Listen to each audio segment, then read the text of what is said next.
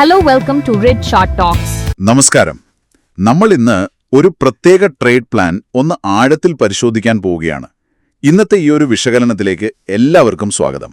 നമസ്കാരം. നമ്മളിപ്പോൾ നോക്കുന്നത് 2025 ഒക്ടോബർ 3 വെള്ളിയാഴ്ചയ്ക്ക് വേണ്ടി തയ്യാറാക്കിയ ഒരു ട്രേഡിംഗ് പ്ലാനാണ്. അതെ, ഇത് വെറുമൊരു ഔട്ട്ലൈൻ അല്ല. എവിടെ എൻട്രി എടുക്കണം, എവിടെ ടാർഗറ്റ് വെക്കണം, പിന്നെ സ്റ്റോപ്പ് ലോസ് എവിടെ വെച്ച് നഷ്ടം കുറയ്ക്കണം എന്നൊക്കെയുള്ള വ്യക്തമായ ചില ലെവലുകൾ ഇതിലുണ്ട്. കൃത്യമായി പറഞ്ഞിട്ടുണ്ട്. അപ്പൊ നമ്മുടെ ലക്ഷ്യം എന്താന്ന് വെച്ചാൽ ഈ പ്ലാനിന്റെ ഓരോ ഭാഗവും ഒന്ന് ശ്രദ്ധിച്ചു മനസ്സിലാക്കുക. അതിലെ തന്ത്രങ്ങൾ എന്തൊക്കെയാണ് നോക്കുക. ഒരു ട്രേഡർ എന്ന നിലയ്ക്ക് നിങ്ങൾക്കിതിൽ എവിടെയൊക്കെ ശ്രദ്ധിക്കാമെന്ന് കണ്ടെത്തുക. അപ്പൊ തുടങ്ങാം അല്ലേ? തീർച്ചയായും. എനിക്കിതിൽ ആദ്യം സ്ട്രൈക്ക് ചെയ്തൊരു കാര്യം ഇതിന്റെ ഒരു ഘടനയാണ്. അതായത് ബുള്ളിഷ് സാഹചര്യം വന്നാൽ എന്ത് ചെയ്യണം, ബെയറിഷ് വന്നാൽ എന്ത് ചെയ്യണം എന്ന് വേർതിരിച്ചു പറയുന്നുണ്ട്. ശരിയാണ്. ഓരോന്നിനും വ്യക്തമായ പ്ലാൻ ഉണ്ട്. അതൊരു നല്ല രീതിയാണ്. അതെ, ആ ഒരു ചിട്ട. അപ്പോ ആ പ്ലാനിന്റെ ഒരു സമ്മറിയിൽ പറയുന്ന പ്രധാന കാര്യം നമുക്ക് ആദ്യം നോക്കാം. നിലവിലൊരു ട്രെൻഡ് അത് ബുള്ളിഷ് ആണെന്നാണ് പറയുന്നത്. അതായത് പൊതുവെ മാർക്കറ്റ് മുകളിലേക്ക് പോകാനാണ് സാധ്യത. ഇവിടെ ഒരു പ്രധാനപ്പെട്ട ലെവൽ പറയുന്നുണ്ട്, 24,780. അതെ, ഈ ലെവലിന് മുകളിൽ നിൽക്കുന്നിടത്തോളം വില കുറയുമ്പോൾ വാങ്ങുക. അതായത് ലോങ് ഓൺ ഡിപ്സ് എന്നതാണ് പ്രധാന തന്ത്രം. ഇത് വളരെ പ്രധാനപ്പെട്ട ഒരു പോയിന്റാണ്. ട്രേഡിംഗിൽ നമുക്കൊരു ബയസ്, ഒരു ചായ്വ് വേണം. ശരിയാണ്. ഈ പ്ലാൻ പറയുന്നു നമ്മുടെ പ്രധാന ഫോക്കസ് ബുള്ളിഷാണ്. പക്ഷേ അതൊരു കടുംപിടുത്തമല്ല. അവിടെയാണ് ഈ 24,780 വരുന്നത്. അതൊരു ഒരളവുകോല് പോലെ. അതിനു മുകളിലാണെങ്കിൽ നമ്മൾ ബുള്ളിഷായി ചിന്തിക്കുന്നു.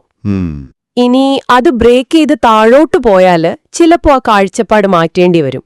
കണ്ടില്ലേ, ആ ഒരൊറ്റ നമ്പർ നമ്മുടെ തന്ത്രത്തെ എങ്ങനെ സ്വാധീനിക്കുന്നു എന്ന്. വളരെ ശരിയാണ്. ആ ലെവൽ ഒരു തീരുമാനമെടുക്കാനുള്ള പോയിന്റാണ്. അതെ, ഈ പ്ലാൻ പ്രകാരം ആ വെള്ളിയാഴ്ച നമ്മൾ ഏറ്റവും ശ്രദ്ധിക്കേണ്ട രണ്ട് നമ്പറുകള് ഈ 24,780 പിന്നെ 25,000 24,780 ഒരു സപ്പോർട്ടായി വർത്തിക്കുമെന്നാണ് പറയുന്നത്. വില താഴോട്ട് വന്നാൽ അവിടെ തട്ടി നിൽക്കാനോ തിരിച്ചു കയറാനോ സാധ്യതയുണ്ട്. താങ്ങായി പ്രവർത്തിക്കും. അതേസമയം 25,000 അതൊരു റെസിസ്റ്റൻസ് ആണ്, ഒരു പ്രതിരോധം. വില മുകളിലേക്ക് പോയാൽ അവിടെ തടസ്സങ്ങൾ നേരിടാം. ശരി. പ്ലാനിലെ മിക്കവാറും തന്ത്രങ്ങളും ഈ രണ്ട് ലെവലുകളെ ചുറ്റിപ്പറ്റിയാണ് നിൽക്കുന്നത്. അപ്പോ ആ തന്ത്രങ്ങളിലേക്ക് വരാം. ആദ്യം ബുള്ളിഷ് സൈഡ് നോക്കാം. വാങ്ങാനുള്ള അവസരങ്ങൾ, ലോങ് എൻട്രികൾ. ശരി. ആദ്യത്തെ രീതി ഇങ്ങനെയാണ്. വിപണി ചെറുതായിട്ടൊന്ന് താഴേക്ക് വന്നു. ഒരു 24,800-നും 24,820-നും ഇടയിലുള്ള ഒരു സോണിലെത്തിന്ന് വെക്കുക. അവിടെ വെച്ച് വില താഴേക്ക് പോകാതെ പിടിച്ചു നിൽക്കുന്നു. എന്നിട്ട് മുകളിലേക്ക് പോകാൻ സാധ്യത കാണിക്കുന്ന തരം ബുള്ളിഷ് കാൻഡിലുകൾ, ചിലപ്പോ ഒരു ഹാമർ പോലെയോ മറ്റോ അങ്ങനെയുള്ളവ രൂപപ്പെട്ടാൽ ഒരു സ്ഥിരീകരണം പോലെ. അതെ, ഒരു സ്ഥിരീകരണം. അങ്ങനെയെങ്കിൽ അവിടെ വാങ്ങുന്ന കാര്യം ആലോചിക്കാമെന്ന പ്ലാൻ പറയുന്നു. ഇതിന്റെ ടാർഗറ്റുകൾ 24,880 പിന്നെ 25,000 എന്നിങ്ങനെയാണ് കൊടുത്തിരിക്കുന്നത്. സ്റ്റോപ്പ് ലോസ് ആണെങ്കിൽ 24,750-ന് താഴെ. ഒരു ഉദാഹരണത്തിന്, രാവിലെ മാർക്കറ്റ് ഒന്ന് താഴ്ന്ന് ഒരു 24,810 വന്നിട്ട് നല്ലൊരു പച്ച കാൻഡിൽ കണ്ടാൽ ഈ പ്ലാൻ അനുസരിച്ച് അതൊരു എൻട്രി സിഗ്നലാണ്. ശരിയാണ്. ഇവിടെ ഈ റിസ്ക്കും റിവാർഡും നോക്കുന്നത് നല്ലതാണ്. നമ്മൾ 24,880, 200 റേഞ്ചിൽ വാങ്ങി സ്റ്റോപ്പ് ലോസ് 24,750-ന് താഴെ വയ്ക്കുമ്പോൾ ഒരു 50-70 പോയിന്റ് റിസ്ക് വരും. ഏകദേശം അത്ര വരും. ആദ്യ ടാർഗറ്റ് 24,880 ആണെങ്കിൽ ഒരു 60-80 പോയിന്റ് കിട്ടും. രണ്ടാമത്തെ ടാർഗറ്റ് 25,000 ആണെങ്കിൽ അത് 180-200 പോയിന്റ് വരെ പോകാം. അപ്പോൾ റിസ്ക് റിവാർഡ് അനുപാതം മോശമല്ല. പക്ഷേ താങ്കൾ പറഞ്ഞ ആ ബുള്ളിഷ് കാൻഡൽ സ്ഥിരീകരണം അത് വളരെ പ്രധാനമാണ്. വില ആ സോണിലെത്തിയെന്ന് കരുതി ചാടിക്കേറി വാങ്ങിയാൽ പണി കിട്ടാൻ സാധ്യതയുണ്ട്. അതെ, ചിലപ്പോൾ അത് ബ്രേക്ക് ചെയ്ത് താഴോട്ട് പോയേക്കാം. അപ്പോ ഒരു സിഗ്നലിനായി കാത്തിരിക്കുന്നത് റിസ്ക് കുറയ്ക്കും. അപ്പോ ആ കാൻഡിൽ ഒരു ഫിൽറ്റർ പോലെയാണല്ലേ? തെറ്റായ സിഗ്നലുകൾ ഒഴിവാക്കാൻ സഹായിക്കും. ക്ഷമ വേണം. തീർച്ചയായും. ഇനി അടുത്ത വാങ്ങൽ തന്ത്രം നോക്കാം. Breakout trade. ഇത് കുറച്ചുകൂടി ആവേശം തരുന്ന ഒന്നാണ് പലർക്കും. ബ്രേക്ക്ഔട്ടുകൾ എപ്പോഴും അങ്ങനെയാണ്. പ്ലാൻ പറയുന്നത് വില 24,880, 24,900 എന്നൊരു ലെവലുണ്ട്. അതിനു മുകളിലേക്ക് ശക്തിയോടെ കയറണം. എന്നിട്ടവിടെ പിടിച്ചു നിൽക്കണം. ആ വാക്ക് ശ്രദ്ധിക്കണം. അതെ, അങ്ങനെ പിടിച്ചു നിൽക്കുകയാണെങ്കിൽ വാങ്ങാം. ഇതിന്റെ ടാർഗറ്റുകൾ 25,050, 25,100 ആണ്. സ്റ്റോപ്പ് ലോസ് 24,850 താഴെയും. ഈ ബ്രേക്ക് ഔട്ട് എന്ന് പറഞ്ഞാല് ഒരു പ്രധാന റെസിസ്റ്റൻസ് ലെവൽ ഭേദിച്ച് വില മുകളിലേക്ക് പോകുന്നു. സാധാരണ ഇത് കൂടുതൽ ആളുകളെ വാങ്ങാൻ പ്രേരിപ്പിക്കും. അതെ. പക്ഷേ ഈ പിടിച്ചു നിൽക്കുക അല്ലെങ്കിൽ സസ്റ്റെയിൻ ചെയ്യുന്നത് എന്തുകൊണ്ട് പ്രധാനമാണെന്ന് വെച്ചാൽ ചിലപ്പോൾ വില ഒരു ലെവൽ ഭേദിക്കും, പക്ഷെ പെട്ടെന്ന് തന്നെ തിരിച്ചു താഴോട്ട് വരും. False breakout. അതെ, ഫോൾസ് ബ്രേക്ക്ഔട്ട്. ആ കെണിയിൽ പെടാതിരിക്കാനാണ് ബ്രേക്ക് ചെയ്ത ശേഷം വില ആ ലെവലിന് മുകളിൽ നിൽക്കുന്നുണ്ടോ എന്ന് നോക്കുന്നത്. ഒരു 15 മിനിറ്റ് ക്യാൻഡിലെങ്കിലും അതിനു മുകളിൽ ക്ലോസ് ചെയ്യുന്നത് ഒരു ഉറപ്പിക്കലാണ്. ഓക്കെ, വ്യക്തമായി. ഒരു വാതിൽ തള്ളി തുറന്നാൽ പോരാ, അകത്ത് കയറി നിൽക്കണം. അതുതന്നെ, നല്ല ഉപമ. ശരി, ഇനി നമുക്ക് മറ്റേ വശം നോക്കാം. ബേറിഷ് സാഹചര്യങ്ങൾ, വിൽക്കാൻ അല്ലെങ്കിൽ ഷോർട്ട് ചെയ്യാനുള്ള അവസരങ്ങൾ. ഷോർട്ട് എൻട്രികൾ. ആദ്യത്തെ ഷോർട്ട് എൻട്രി പറയുന്നത് നമ്മൾ നേരത്തെ പറഞ്ഞ 24,800 എന്ന സപ്പോർട്ടുണ്ടല്ലോ, ഉണ്ട്. അതിൽ പിടിച്ചു നിൽക്കാൻ പറ്റിയില്ലെങ്കിൽ, എന്നിട്ട് നല്ല വോളിയത്തോടെ, അതായത് ട്രേഡിംഗ് അളവ് കൂടുതലായിട്ട് വില ആ ലെവൽ ബ്രേക്ക് ചെയ്ത് താഴേക്ക് പോയാൽ ഷോർട്ട് ചെയ്യാം. വോളിയം ശ്രദ്ധിക്കണം. അതെ, ആ സപ്പോർട്ട് ദുർബലമാകുമ്പോൾ വിൽക്കുക. ഇതിന്റെ ലക്ഷ്യങ്ങൾ 24,720, പിന്നെ 24,650.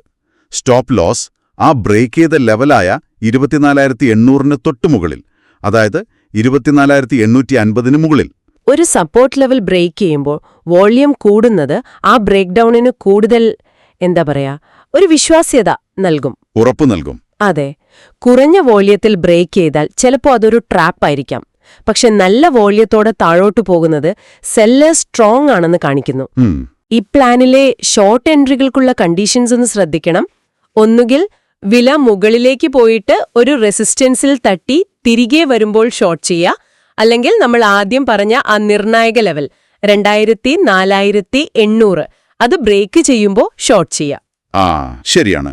അപ്പോ ഒരു ബുള്ളിഷ് ട്രെൻഡിൽ ഷോർട്ട് ചെയ്യാൻ ഇത്രയും വ്യക്തമായ നിബന്ധനകൾ വെച്ചിരിക്കുന്നത് എന്തുകൊണ്ടായിരിക്കും? നല്ല ചോദ്യം.